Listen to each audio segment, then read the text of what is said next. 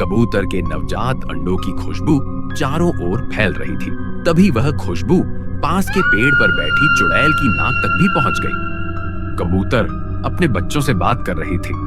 तभी चुड़ैल खुशबू का पीछा करते करते कबूतर के घर में पहुंच गई।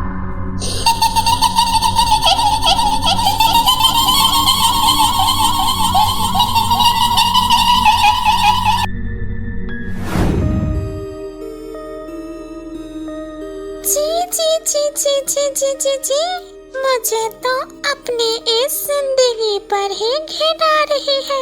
एक तो दिन ब दिन चुड़ैल बिरादरी में मेरी नाक कट रही है जी, और ऊपर से सुबह शाम बस ये सड़े हुए घास फूस खा के मेरी तो जैसे खाने पीने की भूख ही मिट गई है।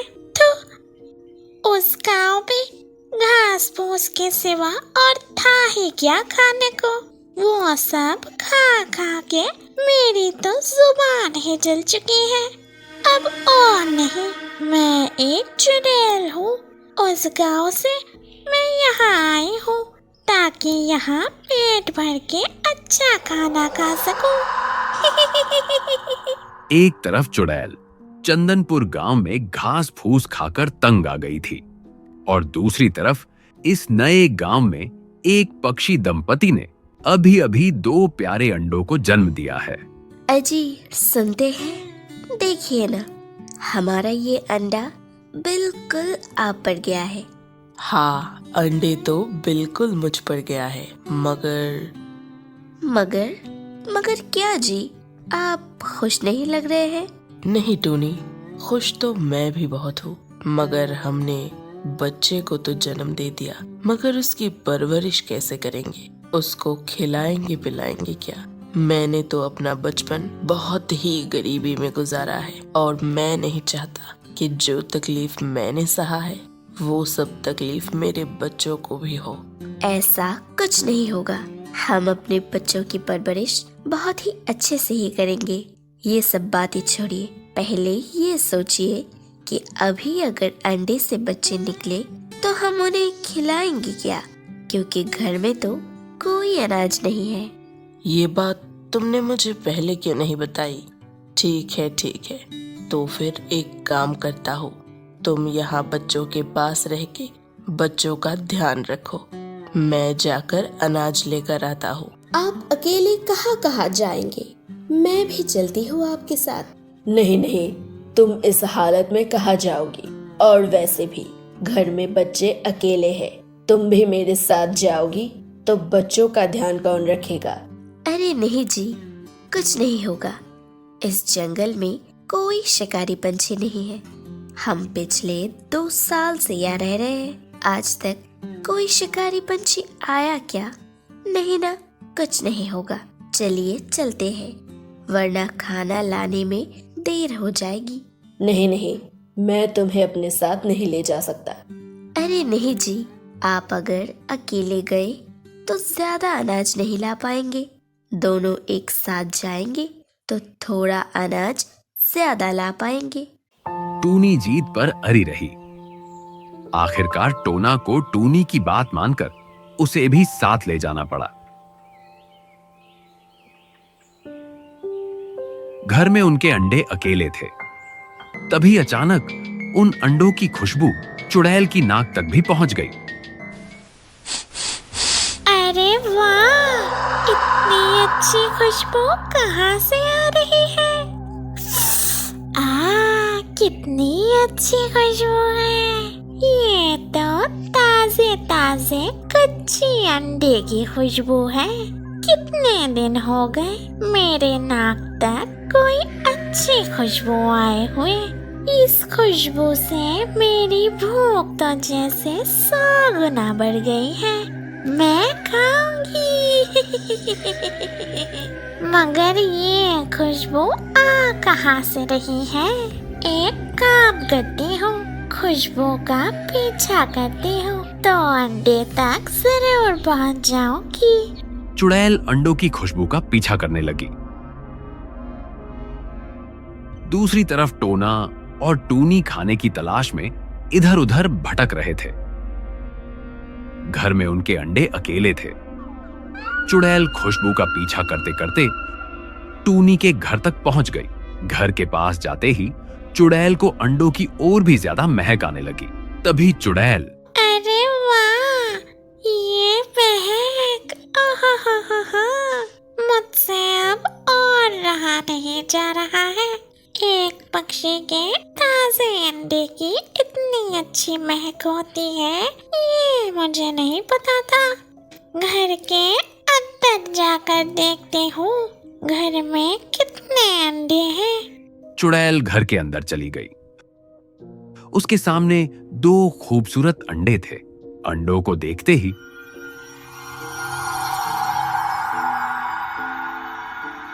उसने उन्हें तुरंत खा लिया और फिर चुड़ैल बोलने लगी, इतने स्वादिष्ट अंडे तो मैंने अपनी जिंदगी में भी कभी नहीं खाए। वाह वाह, क्या स्वाद है। पर इस 2 अंडे से मेरी भूख नहीं मिट रही है। इसका स्वाद मेरी जुबान से नहीं जा रहा है।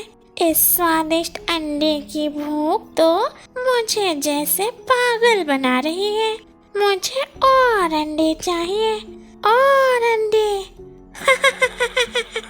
यह कहकर चुड़ैल खाने की तलाश में जंगल में इधर उधर जाने लगी। बहुत देर तक वह खाने की तलाश करती रही, मगर उसे कोई खाना नहीं मिला। थक हार कर वह एक पेड़ की डाली पर बैठ गई। इस जंगल में तो इतने सारे पक्षियां रहते हैं, मगर क्या उस एक पक्षी के सिवा किसी पक्षी ने भी अंडे नहीं दिए? मैं अब और भूख बर्दाश्त नहीं कर सकती। मैं मेरी भूख कैसे मिटाऊं? जिस पेड़ की डाली पर चुड़ैल आकर बैठी थी, उसी पेड़ के पास एक और पक्षी ने 2 दिन पहले ही अंडे दिए थे। मुझसे अब और रहा नहीं जा रहा है। 2 दिन से मैं अपने अंडों की देखभाल कर रही हूँ, उनका ख्याल रख रही हूँ। अब बस कुछ ही घंटों की देरी है, अंडे से बच्चे निकलने वाले हैं। मेरे बच्चे बहुत खूबसूरत होंगे, बिल्कुल मेरे जैसे। आखिर होगी भी क्यों ना, माँ जो इतनी खूबसूरत है। बच्चों, मेरी बातें सुन पा रहे हो क्या? जल्दी जल्दी बाहर आ जाओ, तुम्हारी माँ तुम्हें देखना चाहती है।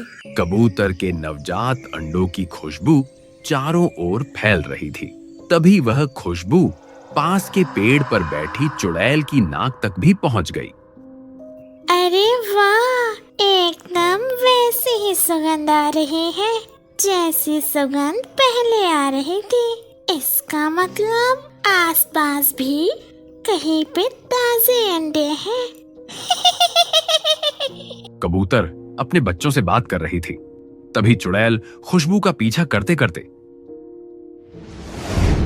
कबूतर के घर में पहुंच गई।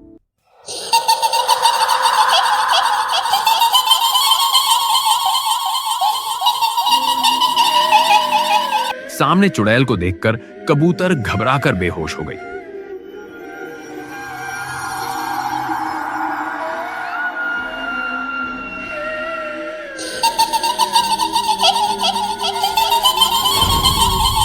चुड़ैल मजे से अंडे खाकर वहां से चली गई। उधर टूनी और उसका पति टोना अनाज लेकर लौटे। घर के अंदर जाते ही उन्होंने देखा, अरे बाप रे, ये क्या हो गया? मेरे बच्चे कहाँ चले गए? देखा, ऐसा कुछ होने वाला था, इसका डर मुझे भी था। मैंने तुम्हें 1000 बार कहा था कि मैं अनाज लेकर आता हूँ, तुम घर में बच्चों का ध्यान रखो, मगर तुमने मेरी एक नहीं सुनी। बस जिद पर अड़ी थी तुम। ऐसा मत बोलिए जी, मुझे कहाँ पता था कि ऐसा कुछ हो जाएगा। अगर तुम मेरी बातें मान लेती तो ऐसा कभी नहीं होता। मैंने तुम्हें 1000 बार समझाया था, तब तुमने क्या कहा था कि यहाँ तो कोई शिकारी पंछी है ही नहीं, बच्चों को कुछ नहीं होगा। सब कुछ तुम्हारी जिद की वजह से हुआ है। तुम्हारी वजह से ही मैंने अपने बच्चे खोए। मेरे बच्चे कहाँ चले गए? एक काम करता हूँ, आसपास देख कर आता हूँ, किसी ने देखा क्या हमारे बच्चों को। हाँ हाँ, चलो चलो, एक काम करती हूँ, कब्बू से पूछती हूँ कि कोई आके हमारे बच्चों को उठा के तो नहीं ले गया, या कोई शिकारी चील ने तो नहीं खा लिया। दोनों रोते हुए कबूतर के पास चले गए। घर में कबूतर बेहोश पड़ी थी। दोनों बाहर से कबूतर को पुकारने लगे। कब्बू, अरियो कब्बू, कब्बू, अरियो कब्बू। बहुत पुकारने के बाद कबूतर को होश आया। अरे, ये तो टूनी की आवाज है।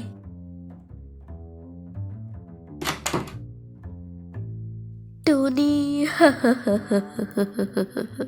अरे, ये क्या कब्बू, तुम रो क्यों रही हो? हमें बताओ, क्या हुआ है तुम्हें? मेरे बच्चे नहीं रहे टूनी, मेरे बच्चे नहीं रहे। क्या बच्चे नहीं रहे मतलब? तुम्हारे भी अंडे गायब हो गए हैं क्या मेरी तरह? बच्चे गायब नहीं हो गए हैं, खाया गया है। मतलब? मैं कुछ समझा नहीं, खुलकर बताओ। तो सुनो, मैं बहुत ही खुश थी। मेरे बच्चे अंडे से निकलने ही वाले थे। मैं उन्हें देखने के लिए बहुत ही बेताब थी। तभी अचानक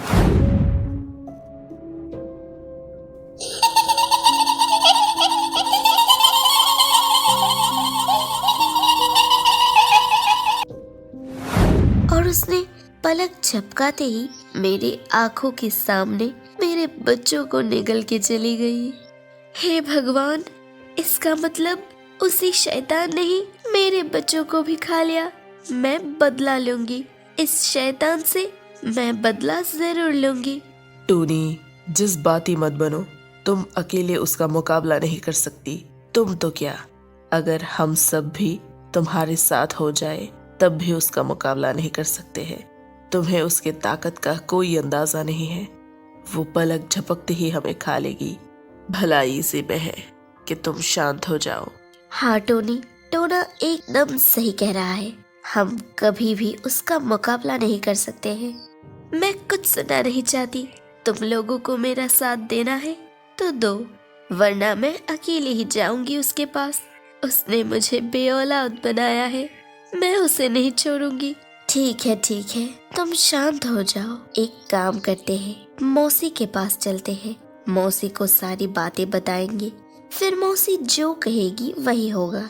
अगर मौसी ने कहा कि हमें उसका सामना करना चाहिए, तो मैं वादा करती हूँ तुमसे, कोई तुम्हारा साथ दे या ना दे, मैं तुम्हारा साथ जरूर दूंगी। तीनों एक साथ मौसी के पास चली गईं। और मौसी को सारी बातें खुलकर बताने लगी। अब आप ही बताइए मौसी, हम करें तो करें क्या? टोनी, मेरी बच्ची, जिस बाती मत बन। इस जंगल की सारी पशु पक्षियां भी अगर एकजुट हो जाए, हम तब भी उस चुड़ैल का मुकाबला नहीं कर सकते। वो तो एक पल में ही हमें खा के इस जंगल को सुनसान बना देगी। तुम्हारी जैसी जज्बाती होकर चुड़ैल से भिड़ने की नाकाम कोशिश बहुत पक्षियां कर चुकी है। मेरी उम्र का तजुर्बा कहता है कि उस चुड़ैल को भनक तक ना लगे, इतनी सावधानी से हमें ये जंगल छोड़कर चले जाना चाहिए। क्योंकि अगर तुम लोग यहाँ रहोगी तो वो फिर आएगी और फिर से तुम्हारे अंडे खा के चली जाएगी। हाँ, मैं एकदम सहमत हूँ आपकी बातों से। अगर हम यहाँ रहे तो वो हर बार आकर हमारे बच्चों को खा लेगा। मगर मौसी, हम जाएंगे भी तो जाएंगे कहाँ? एक जगह है सुंदरपुर, यहाँ से 400 कोस दूर। हाँ, आने जाने का रास्ता थोड़ा मुश्किल जरूर है, मगर हम वहाँ सुरक्षित रह सकते हैं। क्योंकि सुंदरपुर परी राज्य के पास होने के कारण चुड़ैल वहाँ नहीं जा सकते हैं। बिना वक्त गवाए हमें अभी रवाना होना होगा। शाम ढलने से पहले ही हमें इस जंगल से निकलना होगा। सभी पक्षियों ने मौसी की सारी बातें मान ली और एक पल भी गंवाए बिना सब वहां से तुरंत निकल गए।